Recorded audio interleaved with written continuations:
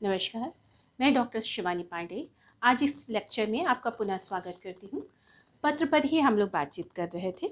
आज पुनः कामकाजी हिंदी की दूसरे लेक्चर में हम पत्र की कुछ विशेषताओं और पत्र क्या है इसके बारे में एक संक्षिप्त बातचीत करेंगे। तो बच्चों, पाश्चात्य विद्वान जेम्स हॉल के अनुसार जिस प्रकार से एक बक्से को खोलने के लिए कुंजी की आवश्यकता होती है और वह कुंजी एक बड़े से बॉक्स को खोल देती है, ठीक उसी प्रकार से पत्र व्यक्ति के हृदय में निहित भावनाओं की अभिव्यक्ति होता है। इस प्रकार से उन्होंने पत्र को व्याख्यायित किया था। और पत्र किसे कहते हैं, आइए इस पे विचार करते हैं। पत्र क्या है? भावनाओं की अभिव्यक्ति है। आपकी वस्तुनिष्ठ प्रश्न क्योंकि आ रहे हैं तो उसमें पूछा जा सकता है कि पत्र क्या है? यह भावनाओं की अभिव्यक्ति करता है। और किसकी भावनाएं? मनुष्य की भावनाओं की स्वाभाविक अभिव्यक्ति को ही हम पत्र कहते हैं।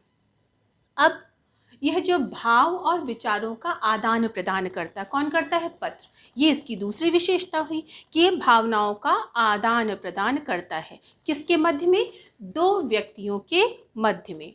अब ये दो व्यक्ति कौन होंगे? एक तो पत्र लिखने वाला और दूसरा पत्र पढ़ने वाला। और दूरस्थ व्यक्तियों से आत्मीय संबंध स्थापित करने में पत्र सहायता प्रदान करता है। एक व्यक्ति जो हजारों किलोमीटर दूर बैठा हुआ हो, उस दूरस्थ व्यक्ति से आत्मीयता का संबंध, अपनेपन का संबंध कौन स्थापित करता है? पत्र। और मानवीय भावनाओं का सेतु है। पत्र क्या है? सेतु। सेतु कहते हैं बांध को, जो दो तटों के बीच में, जैसे कोई नदी बह रही है, दो तटों को जोड़ना हो तो सेतु से जोड़ा जाता है। ऐसे ही दो व्यक्तियों के बीच में संबंध कौन स्थापित करता है? पत्र। तो यह मानवीय संबंधों का सेतु भी कहलाता है। अब देखिए, बातचीत करते हैं। आज आधुनिक जो साहित्य है उसमें कहा जाता है कि पत्र लेखन एक कला है। कला कैसे? अब देखिए, साहित्य में देखिए, जो भी विद्वान हैं वे आपस में जो पत्राचार करते हैं उसे भी साहित्य का एक माध्यम बना लिया गया है। वह जो पत्र होता है बच्चों, वह किसी भी व्यक्ति के व्यक्तित्व, उसके स्वभाव, आचरण, संस्कार इत्यादि को परिलक्षित करता है। उसकी विचारधारा क्या है, उसकी मानसिक दशा क्या है, इन सभी की अभिव्यक्ति हमें पत्र में देखने को मिलती है। और इसीलिए आधुनिक विद्वानों ने पत्र लेखन को एक कला की संज्ञा दी है।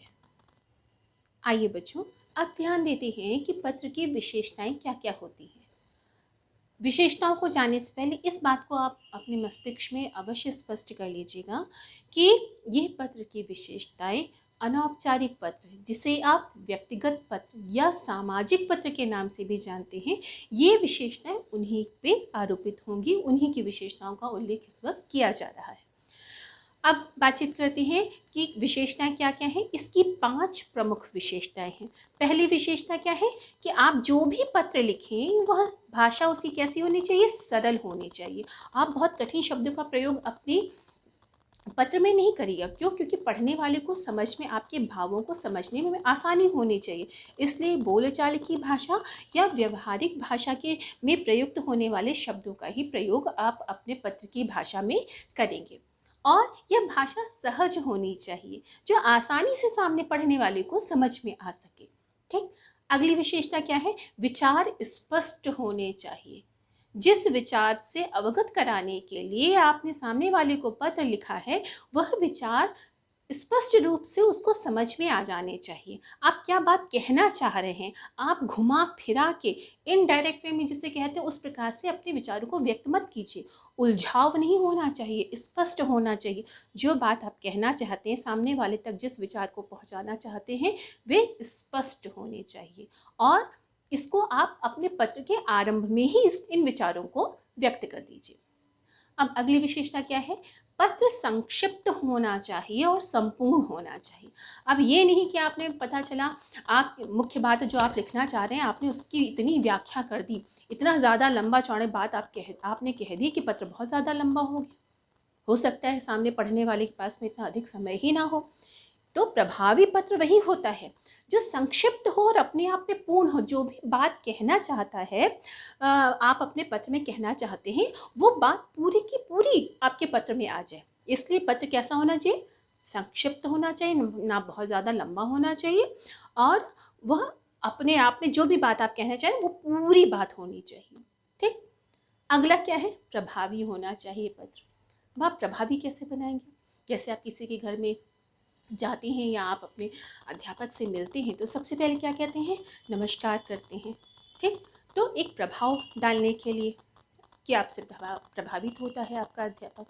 इसलिए पत्र का जब आप आरंभ करेंगे और अंत करेंगे तो सामने वाले को सम्मान देते हुए, और अंत कैसे करेंगे? सौहार्दपूर्ण सम्मानजनक शब्दों का प्रयोग करते हुए आप अपने पत्र को प्रभावी बना सकते हैं। अब जो अंतिम 5वां बिंदु है, बाहरी सजावट। बाहरी सजावट को अच्छे से समझ लीजिए। इसका मतलब ये नहीं कि आप फूल पत्ती बना के उसको खूब अच्छे से सजा के भेजें ना, इसका ये मतलब नहीं है। बाहरी सजावट का मतलब है कि आप जो पत्र का चयन करें, जिस पत्र में आप लिख रहे हैं, जो पन्ना आप प्रयोग कर रहे हैं लिखने के लिए, वो बहुत ज़्यादा लंबा भी, बहुत बड़ा गला, सड़ा गला भी नहीं होना चाहिए और बहुत ज़्यादा बड़ा भी नहीं होना चाहिए। पता चला आप चार्ट के पेपर में लिख दें तो वो पत्र नहीं कहलाएगा। इसलिए कागज़ के साइज़ पे भी ध्यान देना है। दूसरा, आपकी जो लेखनी है, जो आपकी लिखावट है, वो अच्छी होनी चाहिए। अच्छी नहीं है तो साफ होनी चाहिए ताकि सामने वाला पढ़ सके। यही ना समझ में आ सके कि उसने क्या लिखा है, ये शब्द क्या लिखा है, कैसे समझ पाएगा आपके विचारों को? इसलिए आपके जो पत्र है उसकी जो आपकी लेखनी, जो लिखावट है, वो स्पष्ट होनी चाहिए। विराम चिन्हों का सही से प्रयोग आपको करना चाहिए। आपकी वर्तनी शुद्ध होनी चाहिए। मान लीजिए आप पुत्र लिख रहे हैं, पुत्र में ही आपने जो मात्रा लगाई है वही गलत लगा दी तो पढ़ने वाले पे क्या प्रभाव पड़ेगा? इसलिए इन सब बातों का ध्यान भी हमें पत्र लिखते समय करना चाहिए। तो ये सारी जो विशेषताएं थी वो अधिकतर अनौपचारिक पत्रों पर लागू होती है। आइए अब बातचीत करते हैं। कुछ बच्चे मुझसे कह रहे हैं कि मैडम MCQ क्वेश्चंस भेज दीजिए, वस्तुनिष्ठ प्रश्न आप भेज दीजिए। बच्चों, आपका जो ये पेपर है कामकाजी हिंदी, इसमें पत्र कैसे लिखना है, पृष्ठांकन क्या होता है, टिप्पणी क्या होती है, अंतर्विभागीय टिप्पणी क्या होती है, मुख्य पृष्ठ क्या होता है, ये सारी चीज़ें मुझे समझाना पड़ेगा। जब तक मैं समझाऊंगी नहीं, आप वस्तुनिष्ठ प्रश्नों को कर ही नहीं सकते। मेरे लेक्चर्स को सुनने के बाद ये बात आप स्पष्ट रखिएगा कि आपको इतना कॉन्फिडेंस आ जाएगा कि आप जो भी कोई प्रश्न पत्र में प्रश्न पूछे जाएंगे, आप उसको आसानी से कर ले जाएंगे। आपके अंदर ये कॉन्फिडेंस रहेगा कि हमने पूरा पढ़ा है और हम इन प्रश्न पत्रों को, इनमें पूछे गए प्रश्नों को कर ले जाएंगे। ठीक।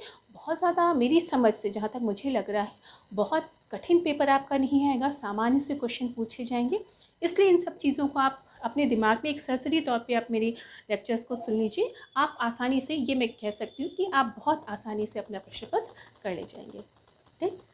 तो आशा करती हूँ आज का ये लेक्चर आपको समझ में आ गया होगा। बहुत बहुत धन्यवाद विद्यार्थियों।